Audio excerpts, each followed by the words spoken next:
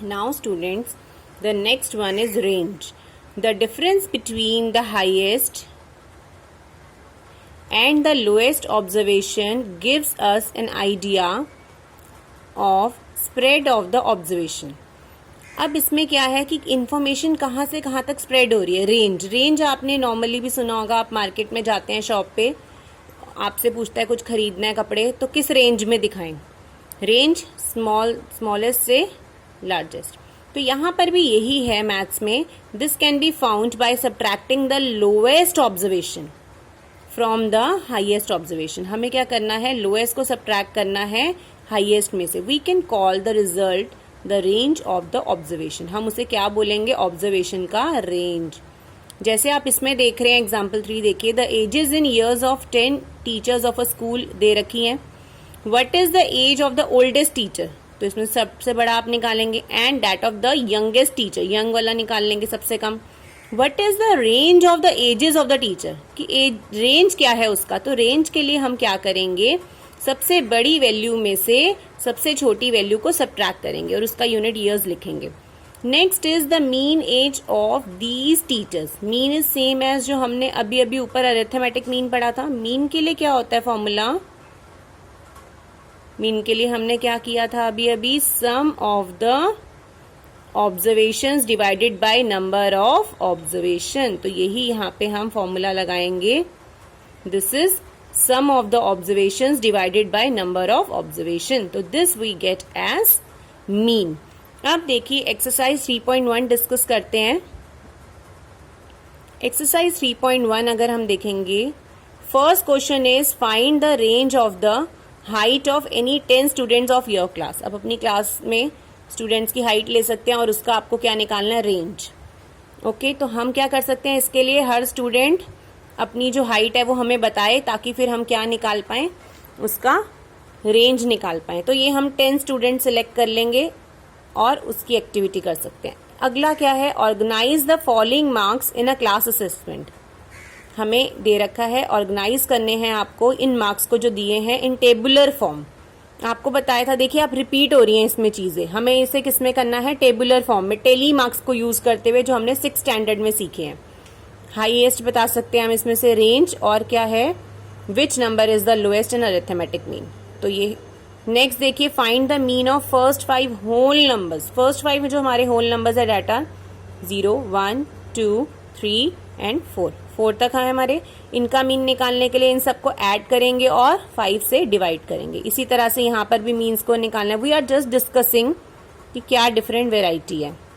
तो सेम इसी तरह से यहाँ पे यही क्वेश्चंस है इस एक्सरसाइज में. रेंज निकालना है, कहीं मीन हाईएस्ट लोएस्ट निकालना है, मीन निकालना है, रेंज निकालना है.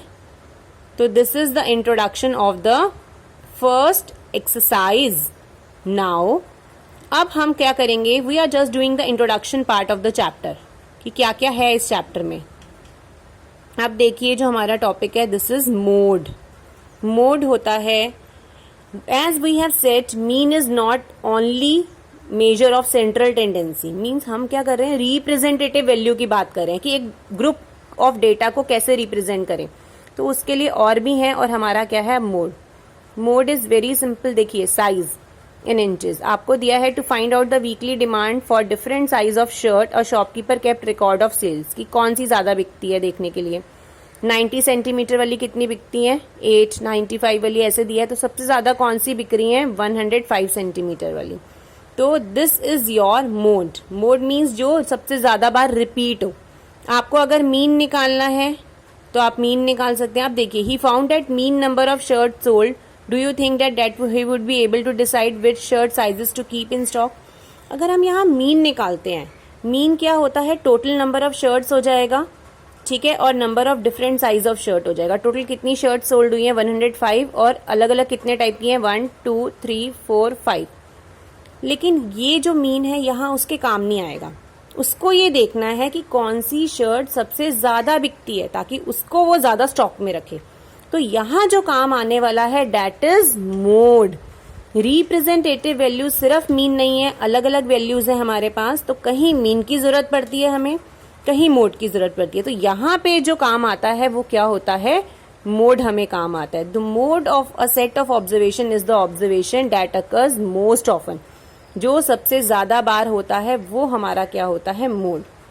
अब मोड ऑफ लार्ज डेटा, अगर लार्ज डेटा है जैसे यहाँ पर आप देखिए एग्जाम्पल 5 में, तो यहाँ पे मोड के लिए हम ये फ्रीक्वेंसी को देखेंगे। फ्रीक्वेंसी कौन सी है, 14। कौन आ रहा है 14 बार, 2, तो 2 हो जाएगा mode. This is second topic, mode. अब देखेंगे हम नेक्स्ट जो हमारा है वो क्या है, मीडियन। अब median, we have seen that some situations arithmetic mean is an appropriate measure of central tendency, where is in some other mode जो है वो हमारे काम का है एक measure of central tendency. Let us now look at the now, अब हम देखेंगे कि यहाँ पर now let us look at other example. Consider a group of 17 students with the following heights. ये हाइट्स दी हैं। The games teacher want to divide the class into 2 groups so that each group has equal number of students, ताकि दोनों group के equal number of students हो। One group has students with height lesser than a particular height and the other group has height with the height greater than the particular height. उन्होंने कुछ height choose कर ली है। वो कह रहे हैं कि हमने 2 ग्रुप्स बनाने हैं, एक ग्रुप में उससे कम हाइट वाले बच्चों को रखेंगे और एक में ज्यादा वालों को। अब अगर हम यहाँ पे मीन निकालते हैं इसका, sum of the observation divided by number, तो आता है 113.5 centimetre. So if the teacher divides the student into 2 groups, अगर इस बेसिस पे डिवाइड करती है कि ये हम वो मिडल वैल्यू मान लेते हैं, तो 1 group has students of height less than the mean height and the other के पास क्या होंगे, इससे ज्यादा होंगे। Then the groups would be of unequal size, क्योंकि एक में क्या हो जाएंगे 7 मेंबर हैं, एक में 10 मेंबर हैं, लेकिन वो एक इक्वल ग्रुप बांटना चाह रहे थे, जिससे क्या हो एक पर्टिकुलर नंबर डिसाइड करना चाह रहे थे हाइट का, ताकि उससे कम वाले बच्चों को एक ग्रुप में रखा जाए, दूसरे को एक ग्रुप में। लेकिन हुआ क्या, अगर हम मीन का यूज करते हैं तो यहाँ पे ग्रुप तो तैयार हुए, लेकिन एक ग्रुप में 7 लोग हुए, एक ग्रुप में 10 लोग हुए, तो वो टीचर को उतना कंफर्टेबल नहीं लग रहा। दूसरा हमारे पास क्या है, सेकंड ऑप्शन है कि मोड का यूज करना। The observation with highest frequency, अगर हाईएस्ट फ्रीक्वेंसी हम ले तो यहाँ पर हमें उन्होंने क्या देखा, the observation with the highest frequency 115 centimetre which would be taken as mode. वो कह रहे हैं कि यहाँ पर अगर हम ध्यान से देखते हैं तो सेकेंड ऑप्शन जो है, ठीक है, सेकेंड ऑप्शन किसके लिए हुआ, यहाँ पे मोड के लिए हुआ। The observation with highest frequency, यहाँ पर हमें क्या लग रहा है, यहाँ पे आप ध्यान से देखेंगे तो इससे यहाँ पर 115 एक बार, 2 बार, 3 बार, 4 बार, 5 बार। मोड का मतलब होता है जो नंबर सबसे ज्यादा बार आए, तो 115 इज हियर मोड। तो उन्होंने क्या देखा, अगर इस नंबर को चूज करते हैं तो there are 7 children below the mode and 10 children at the mode and above mode. फिर उनको वैसा ग्रुप नहीं मिला। वो एक नंबर लेना चाह रहे हैं जिससे 2 अच्छे ग्रुप्स मिल जाएं, ताकि ऑलमोस्ट बराबर ही बच्चे हों उसमें। अब क्या हुआ, यहाँ मीन भी नहीं काम आ रहा, यहाँ मोड भी नहीं काम आ रहा। Let us therefore think of an alternative representative value, कि कुछ और भी हो सकता है, और इस रिप्रेजेंटेटिव वैल्यू का दूसरा नाम होता है मेजर ऑफ सेंट्रल टेंडेंसी भी, जो हम बार बार पढ़ रहे हैं। For doing this we again look at the given heights, हमने देखा और उनको अरेंज करा। अब कैसे करेंगे, इसके लिए क्या तरीका चूज किया गया कि हम क्या करते हैं, इन वैल्यूज को असेंडिंग ऑर्डर में अरेंज कर देते हैं, छोटे से बड़ा। अब उन्होंने कहा द मिडल वैल्यू, इसकी जो मिडल वैल्यू है वो कौन सी है, 115, because this value divides the 2 students in, और इन्होंने यहां से मिडल वैल्यू देखी। आप यहां से क्रॉस करना शुरू करेंगे तो मिडल वैल्यू आपको मिल जाएगी।